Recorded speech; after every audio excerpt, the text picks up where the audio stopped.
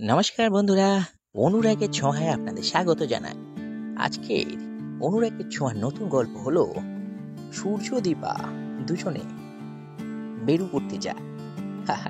বেরু শুনতে পাচ্ছেন? দুজনে যেতে যেতে সূর্যর মনে হলো যে আমার গাড়িটা খারাপ হয়েছে, দীপা মনে হয় আমার সঙ্গে কিছু ছলনা করছে, তাই তাকে নামিয়ে দিয়ে ঠেলতে বলে।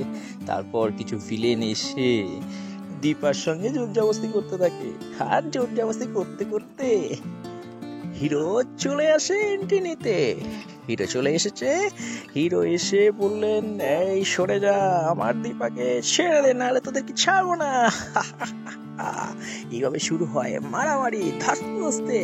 তারপর দীপার সূর্যকে হ্যান্ড ক্লাবে বন্ধ করে দেয়। এবার কি হবে বেটা? দুজনে মিলে গাড়িতে ওঠে। এবার গাড়িতে উঠে দুজনে কে এদিকে কেউ দিকে কি করবে বুঝতে পারছে না।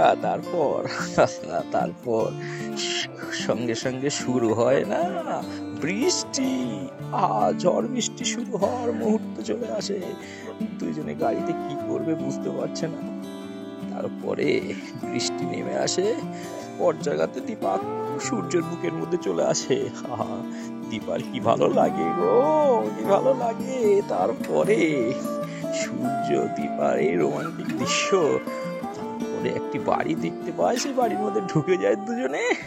ঢুকে গিয়ে দুজনের সারা রাত্রির এই বাড়ির মধ্যে কাটাতে হবে। সূর্য তো শুনে বলছে, কিভাবে সম্ভব, আমি তোমাকে চিনি না, আমার গায়ে স্পর্শ করবে না।